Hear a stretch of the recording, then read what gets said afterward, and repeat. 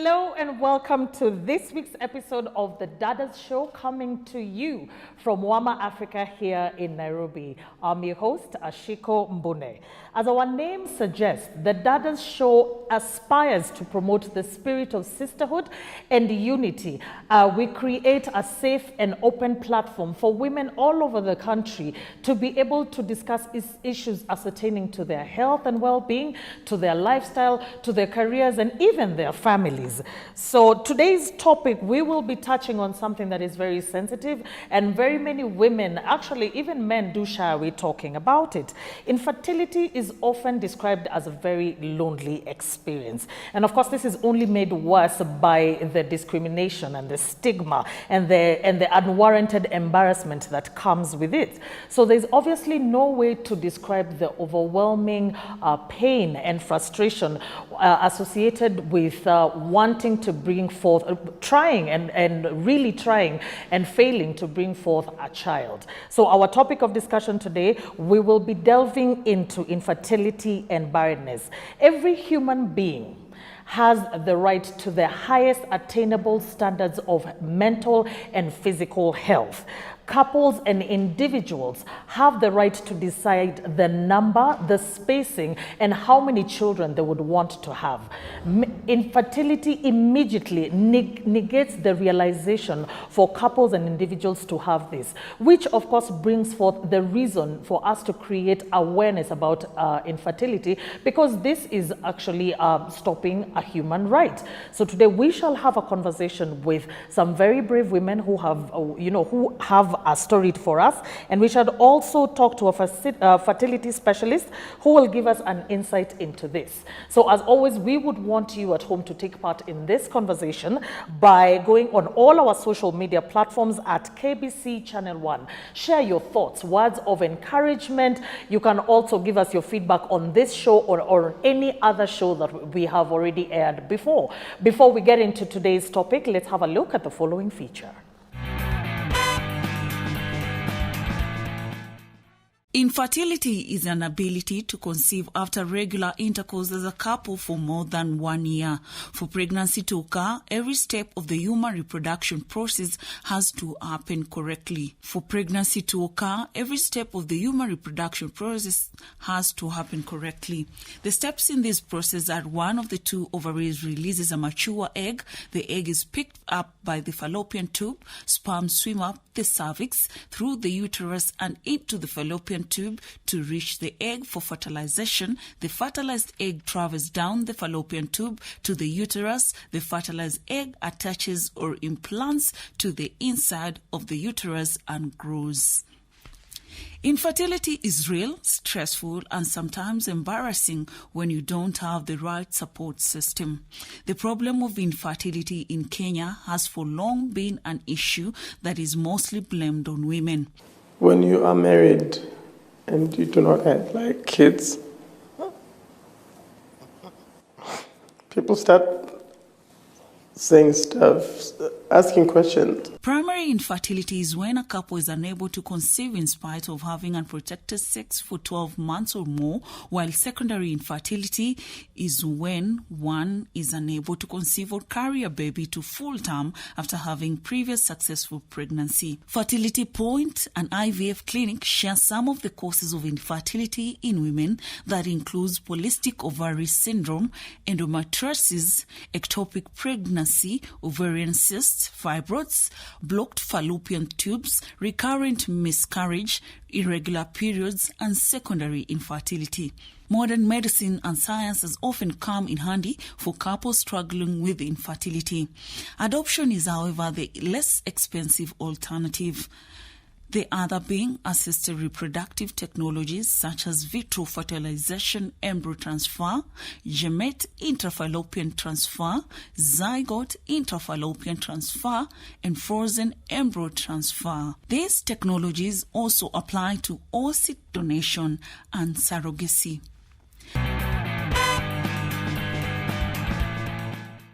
So welcome back, and joining me on my panel is a group of very special individuals who will be discussing the topic of the day. So right next to me is Hazel Gachoka Karaoke. Thank you so much for joining us, Hazel. Asante sana.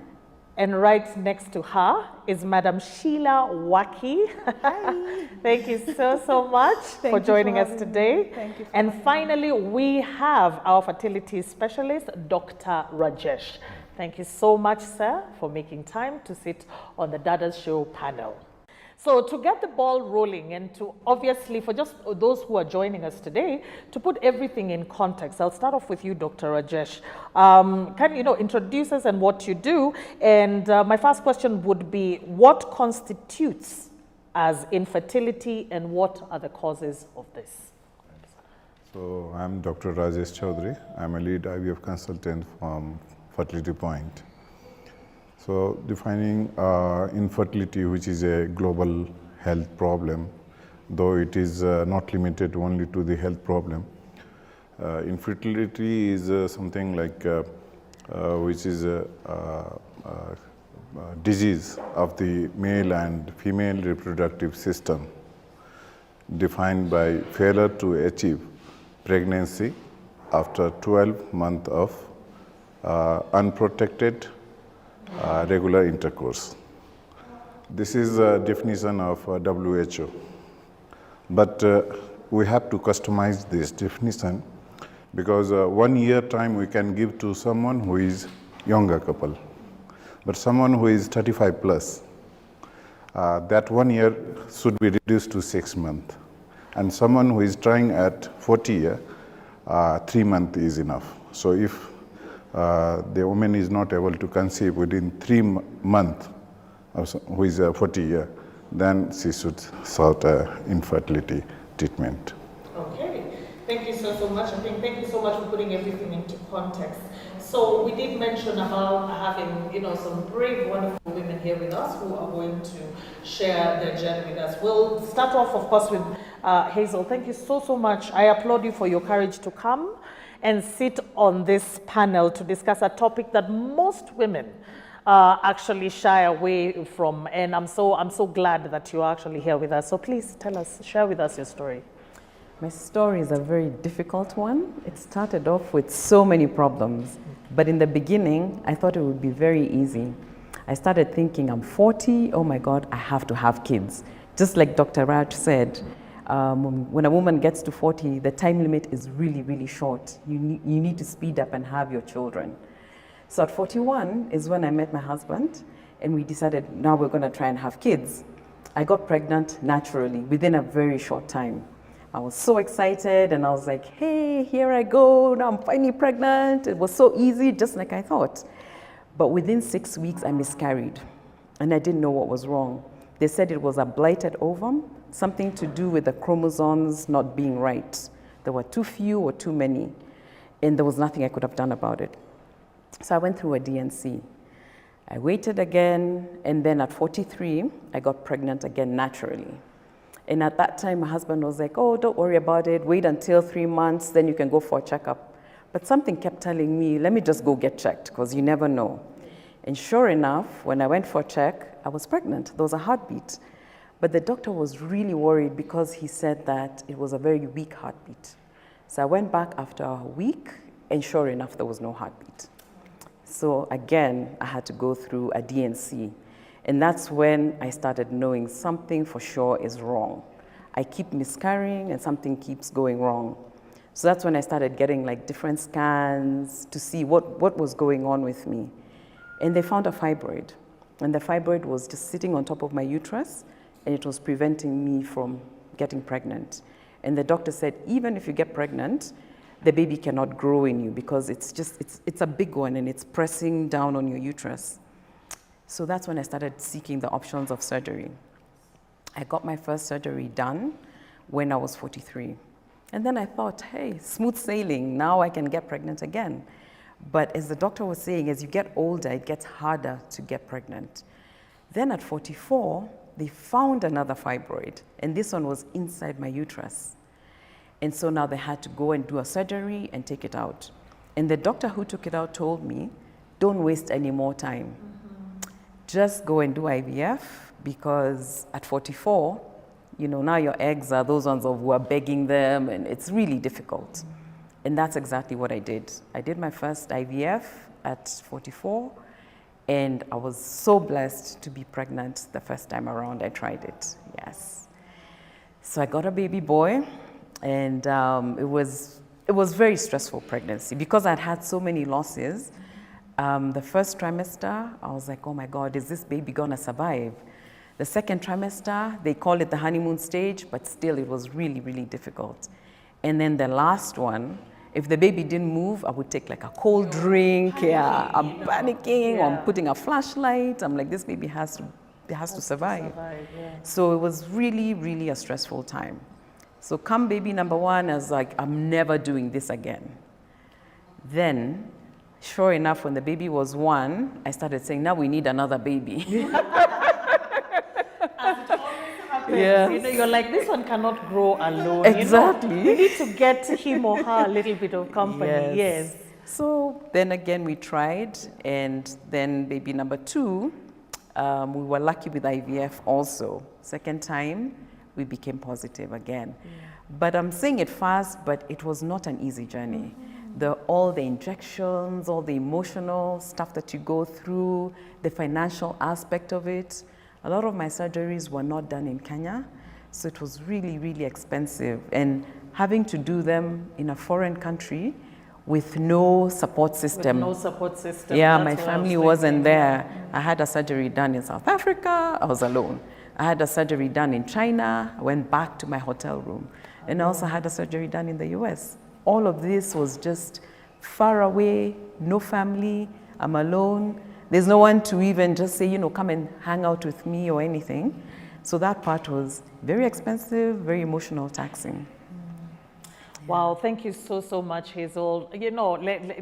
First, of course, congratulations on your babies. I'm so happy. It's one of those stories that you hear and you're like, okay, yeah, it was difficult. We're not discrediting that, but it has a happy ending. We all love happy endings, so I'm really, really happy. Thank you for hanging in there, because like we started off and we talked about, infertility being described as a lonely journey, and she's explained that, she's put it into context, how some people don't even have, the energy to share. So thank you so much. We'll come back to you, but I want to jump back to Dr. Rajesh. When we were talking about her particular case had, there was fibroids. So what are the different types of infertility? I mean, first of all, how common is infertility? I know there are all these factors, but how common is it? And what are the different types of infertility that are there? We'll have like 15% of the couple will be suffering from infertility. So there are like 48 million, as per the WHO data, 48 million couple are suffering from infertility, and 186 million individuals are having this problem. So the types of infertility can be like primary infertility is someone like a woman who have never got pregnant before, and then she is struggling for having pregnant. So that is called primary infertility. Now there is another category, like someone who have already been pregnant before, and now then she is struggling. That is called secondary infertility. So her case was a primary infertility because she had never gotten a child before. Her case was secondary because she had pregnant before, unsuccessful. Yeah. You're right. So, it was. She did conceive. She did get pregnant. That also depends from at what point she has started the checking for pregnancy. Like for the first time when she got pregnant, and if she had to wait for more than 3 months, and then that had become a primary infertility. Yeah. Thank you so much. Like I mentioned also, there's also somebody else on my panel. There's the lovely Seila. I'm equally in awe of your strength and the way you are able to bear it all. And I know this is not your first, interactive media where you are talking about your story, and I'm always in awe of your strength. So kindly share with us your story, Seila. Wow, strength me, wow.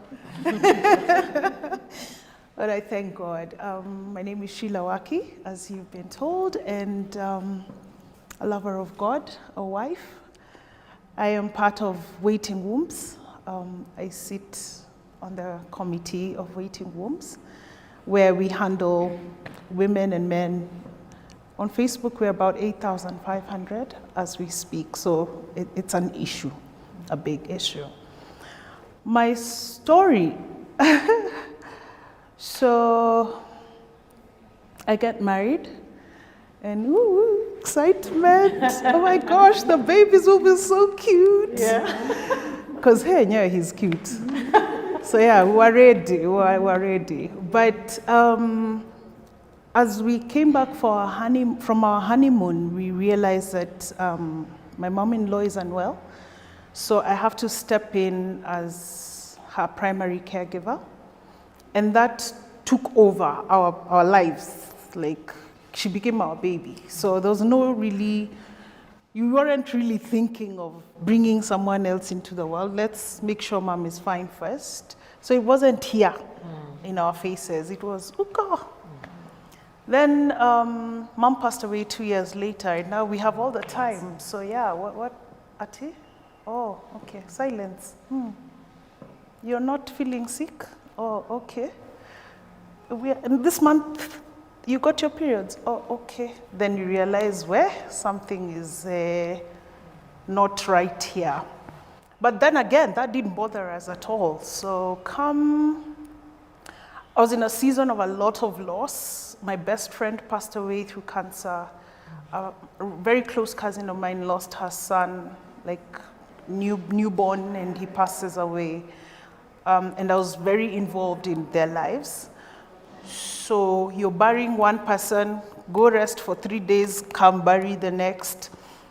And it was during the second burial that my husband, because we're meeting at Lee Funeral Home, and I was the one who was running the show.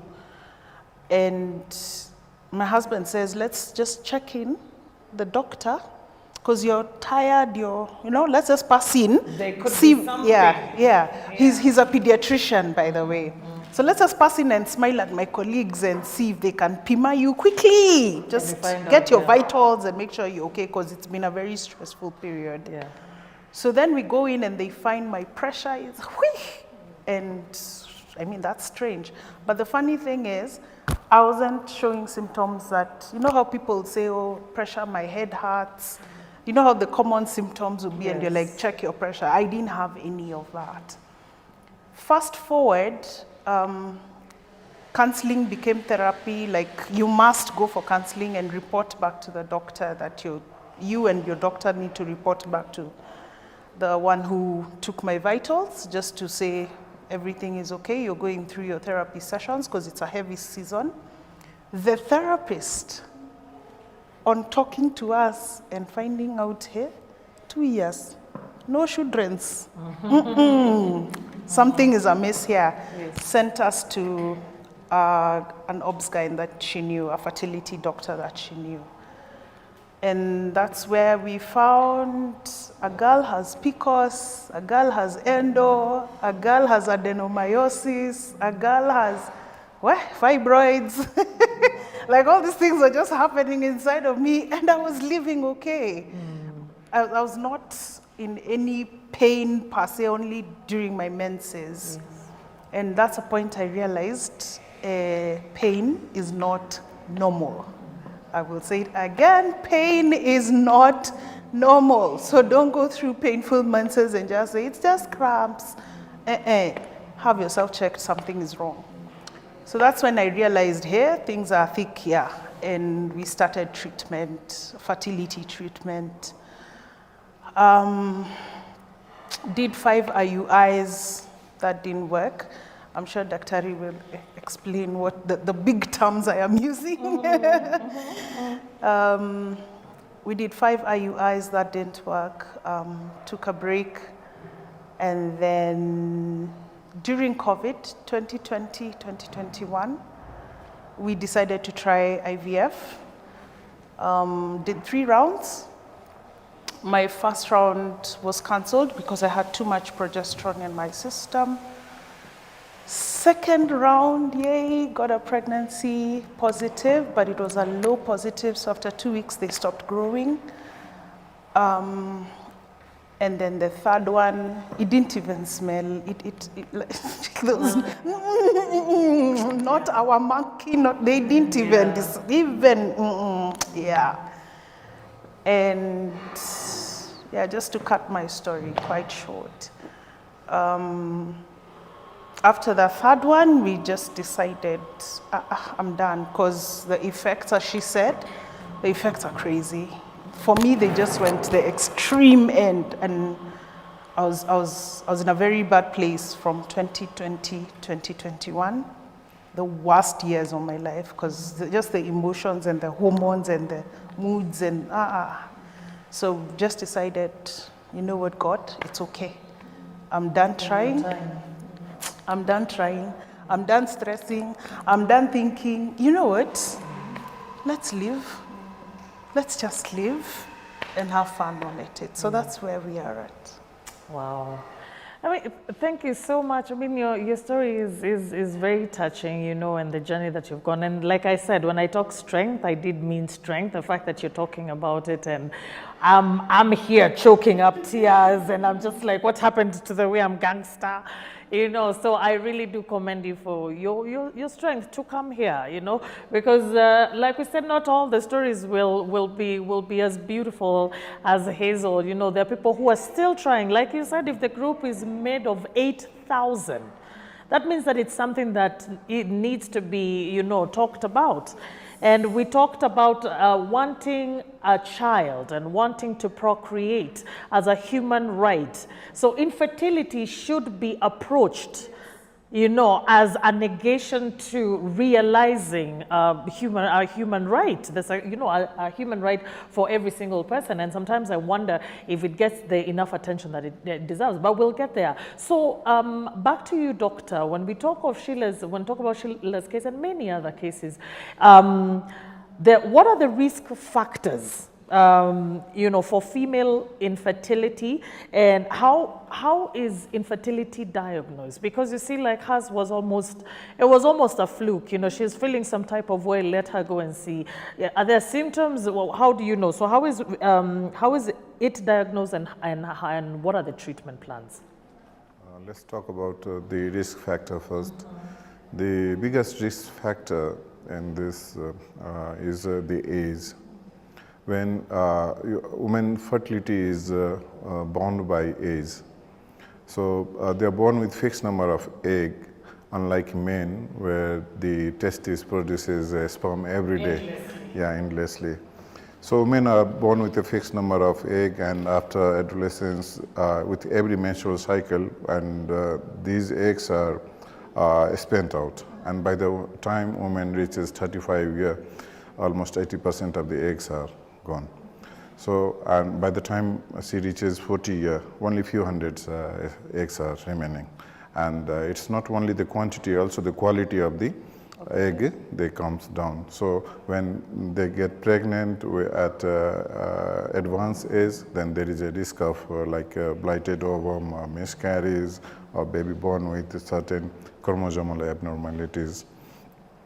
So apart from age, there are other risk factors like obesity.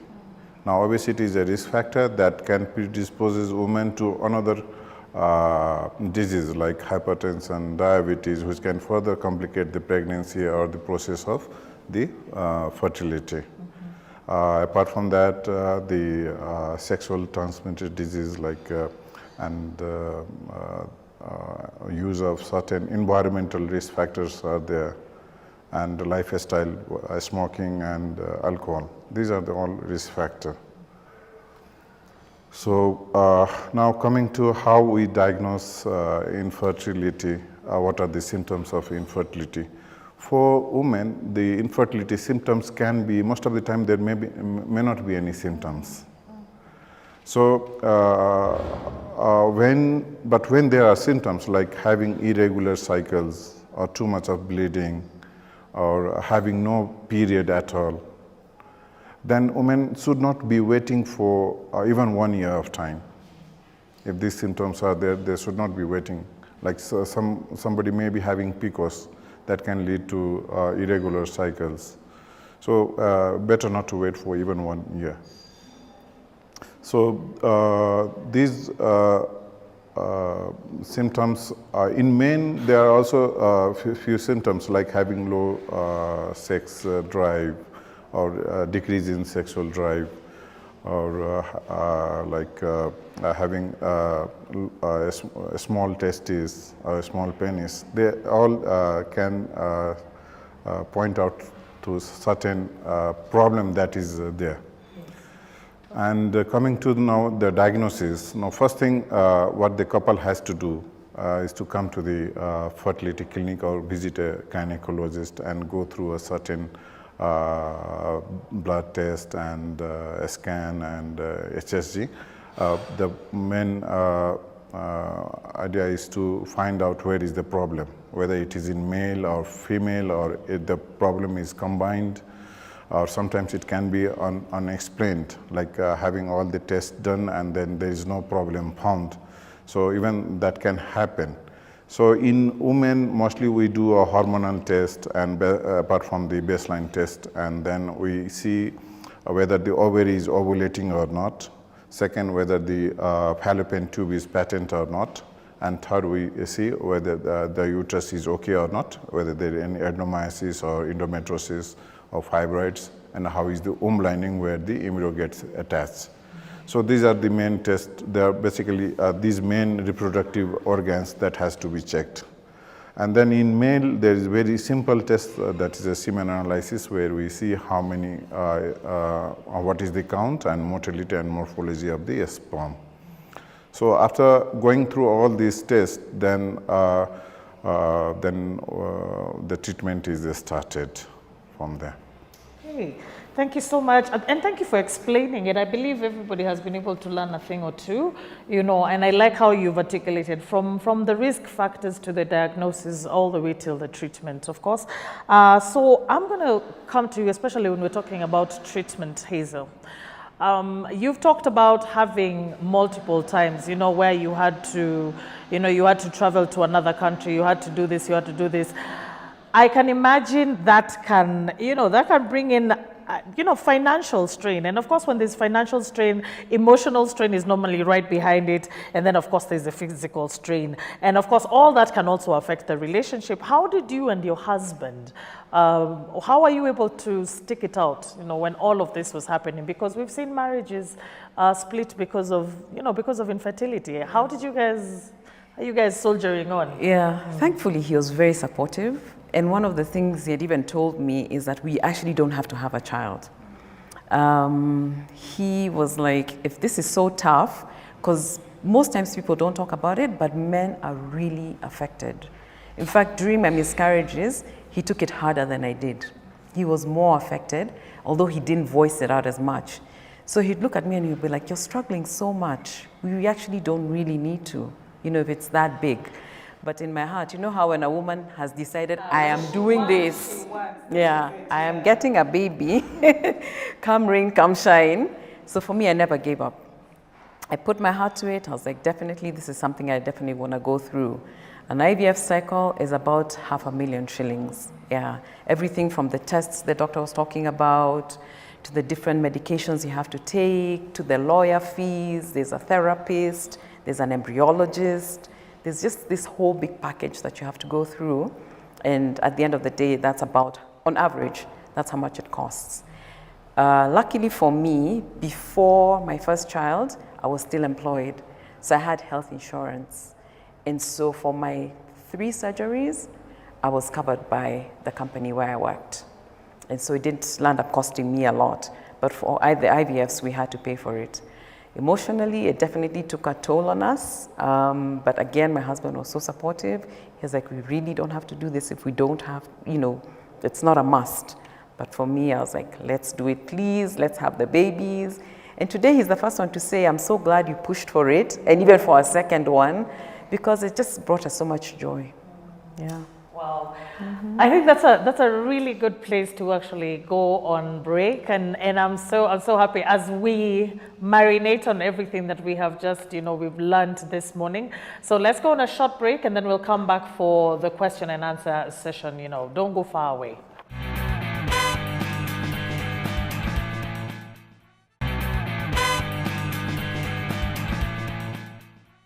Welcome back to the second part of the Dadas show, which happens to be my favorite segment of the show, where my interactive audience gets to interact with my panel. Whatever questions, it's a good way to see if they've been paying attention. So to start us off, we have a question from Bilha. Bilha? Thank you very much. My name is Bilha Gitau, and I work with Fertility Point. And my first question goes to Seila. I'm so impressed, and your life story is very touching, but I wanted to understand, how do you go about stigma? Infertility, it's a taboo, people don't talk about it. So how do you, go along with the society? That's a good one. That's a very, very good one. So what has helped me in my 12 years of infertility, and that I can laugh and smile and you would not know that I have a burden on my shoulder, help me? No, that's not the life I have chosen to live. First things first, I have a smart mouth. Oi. Yeah. You will not bully me and I stand there and keep quiet. I will take you to your place, if not my father's altar. Yeah, I will. You ask me a silly question, I will respond with a silly answer. You ask me where are the children, I will tell in my knees, because that is where I am praying. So please help me pray with me. I have learned to defend myself, protect my space. When you do that, then you create a boundary and people don't jump in as they feel like. They mind their mouths, they mind their thoughts around you. Number two, I have learned to just live, just be happy, just live, because really, I can't waste away 12 years sulking over what society thinks about me. Those are 12 years gone. If I don't live and be happy and just take charge of my space, I wouldn't even be sitting here right now. Number three, I will go against the grain and I will talk about it. What you share has no control over you. That's something I believe. If I'm in a problem, if I'm going through a problem and I share it out with someone, that confession has no shame over me. It's no longer a burden for me. Now I've given it to you as well. You see, you're asking me a question, because now it's your burden as well. So you won't find time to look for a reason to bash me. So I have chosen to speak about it. Any opportunity I get, and that's why I'm here, I will speak about infertility and I will tell people, look at me, look at you, spot the differences. Wow. I probably look better than you. So, okay. Yeah, and we just live. So just standing up for yourself, it goes a long way against stigma. It's helped such that now, even amongst family, no one will bully me. Another thing, having a strong support system. My husband is amazing. My father-in-law, you cannot dare. Like my family, my immediate family, you can't just come and start speaking negatively about me. They will give you your place. So that is also a good thing. Find a space that works for you. Wow. Yeah. Well, that's actually inspirational stuff, and I think everybody has noted a thing or two about, just the self-awareness, knowing yourself, defining, or is it redefining what makes you happy? It may not be perhaps what you had set out or what you thought was going to happen 20 years ago, 30 years ago, but the fact remains that any day above ground is a good day. So here you are, make the best of the opportunity that you have been given and soldier on. I mean, Seila, thank you so much. You're an inspiration to so many. So still on that tangent, we're going to take the next question, which is coming from We have the next question, which is coming from Julia. Julia has a question. Thank you so much, Ashiko. My question, first of all, my name is Julia Thitai, and my question goes to Dr. Rajesh from Fertility Point. I want you to probably elaborate the types of treatment when someone is diagnosed with infertility. What are the current types of treatments that people can be able to seek, and in the event that they cannot probably carry a baby, are there any other procedures that maybe they can be able to do, and just elaborate on what has been discussed by the panel? Thank you very much. The treatment for infertility will depend on the cause of the infertility, what has been diagnosed. So it can be as simple as with medicine or without medicine as well, like someone who is having problem in having ovulation, and if she's a bit obese, so she can get ovulation with simply reducing her weight, which can balance her hormone, and then she can get pregnant without any medicine, just by optimizing her body weight. Apart from that, if the problem is in the ovary, say if there is a, let's go by the organ wise. Like there are three reproductive system in women, like ovary, fallopian tube, and uterus, and then in men the semen. So if the problem is in the ovary, like there is no egg at all, sometimes a woman can face a premature ovarian failure at very young age. So she can go for donor egg. We can replace that part. If there is a problem with ovulation, like in PCOS patient, so we can balance the hormone with medicines, and then can give ovulation-inducing medicine to go for the ovulation, and then can try naturally or with intrauterine insemination, so for a few times. Now, if the problem is in fallopian tube, like sometimes it can happen, it is in fact is the most common cause of infertility in women, the blocked fallopian tube, maybe because of the infection, or maybe because of the previous pelvic surgeries, which can lead to adhesions of the fallopian tube. So in that condition, the only treatment left is either the tubal surgery, which I won't recommend, because that depends on the fineness, how fineness the surgery has been done. And even after the surgery, there will be just a 30% chance of getting pregnant after surgeries. And then IVF will be the main treatment for such condition when the fallopian tube is involved. Now let's come to the uterus. Now uterus, they can have a variety of problem, again related to the age. As long as the women are young, this problem may not be there. Like as we age, certain disease, they evolves, like diabetes, hypertension. In the same way, in the uterus, certain disease process evolves, like fibroids, adenomyosis, if they are causing infertility, and if especially when the fibroids are very big or very near to the womb lining, then that can disturb the fertilization and implantation process. In such case, first she has to go through the surgery to remove the fibroids or the adenomyosis. Now the problem can also be in the womb lining, where because of the infection, it can go into the infection or some scarring because of that DNC process, like very vigorously done, that can scar the womb lining. So the fertilization can happen, but it cannot implant in the womb lining. So in such condition, if the womb lining is a severe problem, which can refuse the implantation process, or very early repeated pregnancy failure, then surrogacy may be an option. For the men, now there can be low sperm count or say no sperm count.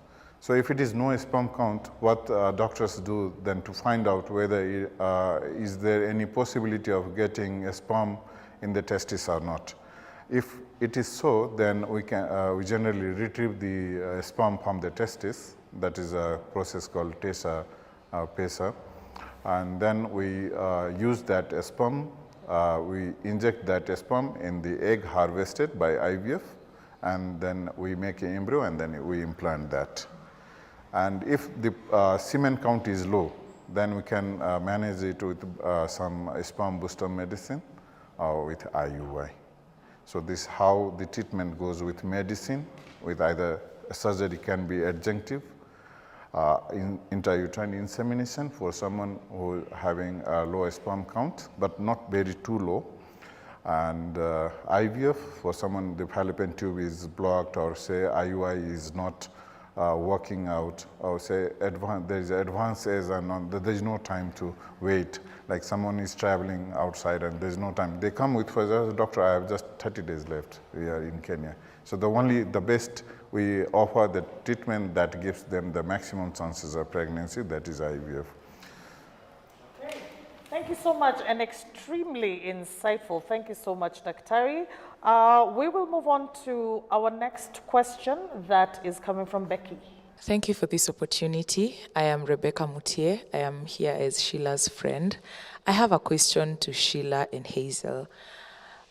At times we talk about, you will share your experience, what you have gone through, but us as your friends, as your family, we don't know what to say, we don't know how to act, we don't know what not to say. So I'd like you to tell us how we can be there for you, because at times we will assume, just say sorry. Sasa what is sorry? Sasa what am I saying sorry for? For you it might not be anything, but for me I've done everything. So I'd love for you to share with us how we can stand with you, how we can be there and be a support system and not be part of the people that will make you feel even more stigmatized. So yeah, thank you. So one of my uncles said to me, I'm praying for a whole baby, which was so consoling to me because there's so many things that can happen in that whole process. I've never forgotten that when he said that to me. The other thing is, sometimes you just want to be left alone. Like, don't say anything to anybody. But prayer is a big thing. When you come and say, I'm praying for you, I wish you good luck, because it's just such a difficult time. And for the person who's going through it, you just want to be sort of left alone. Let me go through this journey. Let me go through it by myself. I didn't even tell my mom what I was doing, because after my first 2 miscarriages, she had a total meltdown. So now when I started IVF, I was like, I'm not telling anyone until the baby comes, because so many things can go wrong. But that's a great question. Just tell somebody, I'm praying for you and I wish you the best. Mm-hmm. Yeah. Sheila? Please don't be awkward. Just be okay. Don't be weird. Just be you. Yeah. Treat me as you would treat me if I had a flu. Yes, like I'm not at my gosh, boy. No, imagine I'm leaving. Yeah. I'll still buy you lunch. Yeah. I'll still wash clothes. Our lives continue. And you're thriving. And we are thriving. So stop being awkward around us. If you have a question, it's okay to ask. Please ask.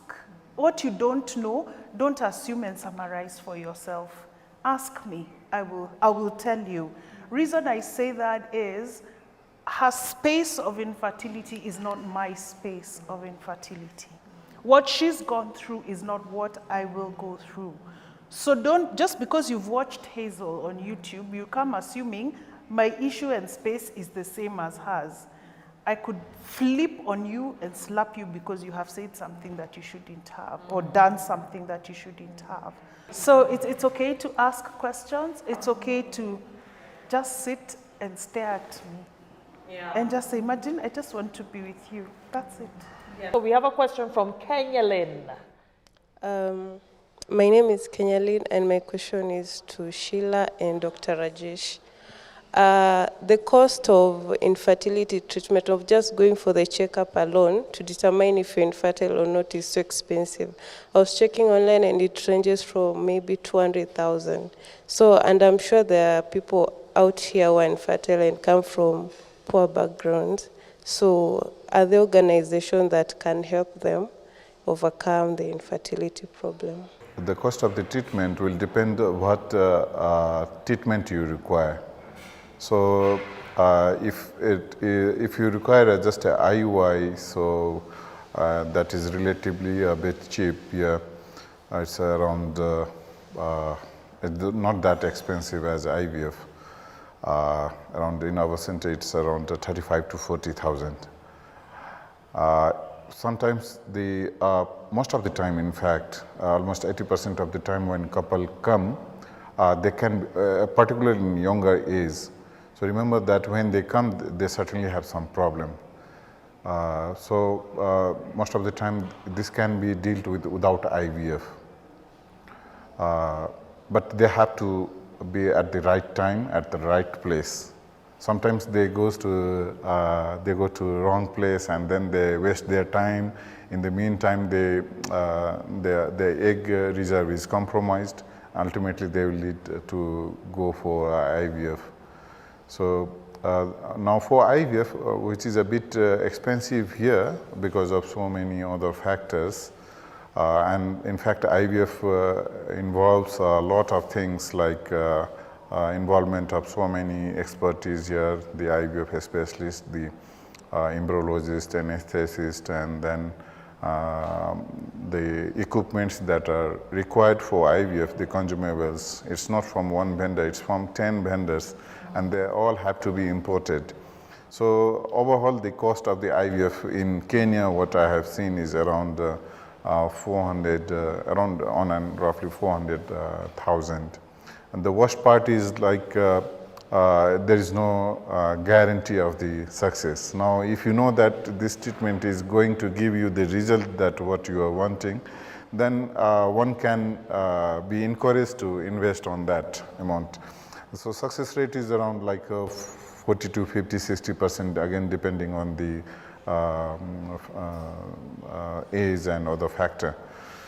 So the treatment can go further higher than that. If that first cycle is failed, then again you may need a second or third cycle of IVF. So one has to be financially prepared about that as well, right from the age in their late 20s or early 30s. They have to prepare about, they have to think about the planning. The main problem what I'm seeing here is the lack of awareness, when to get pregnant, how to seek help, where to go. That lack of awareness further, complicates the things. So one thing is like preparing oneself for the financially for the fertility. Like we are investing our money on insurances for other health related, but not in the infertility. So one have to plan about that. I may suffer from infertility. So is there any insurance company that are like giving this insurance coverage? So why not to go for that? Second, like this, when a couple come for the treatment, when we say that you need IVF, this much is cost, the next question is, who will take the burden of the treatment? Like most of them both are earning. So that is that has to be also to be addressed. So one is like taking help of the insurance, preparing one for financially, and for most important is not to expose one to the risk of getting infertility. Yeah. Let's move on, Dr. to you. What about now the intervention for families that cannot be able to afford, or couples that cannot be able to afford that 400,000? It's a sad space. That is why we are here. That is why we make noise. That is why we are creating awareness and speaking in every space that we are allowed to. Because we don't have organizations that will help to say, I will cater for the burden of Kenya Lynn's family. We don't have that. So I come from waiting rooms, and what we have tried to do for our members is get into partnerships with different hospitals, different doctors, and we get like deals. So instead of paying 400, you'll probably pay 300 because you're from waiting rooms, and we've had that conversation with the doctor before. So those are the small areas that we are trying to help as waiting rooms.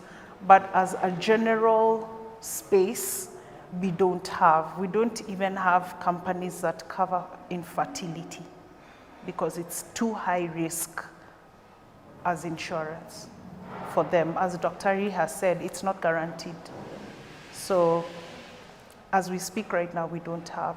Countries like Nigeria have organizations that do help out women or families that need to go through IVF and stuff like that, but we haven't gotten there yet.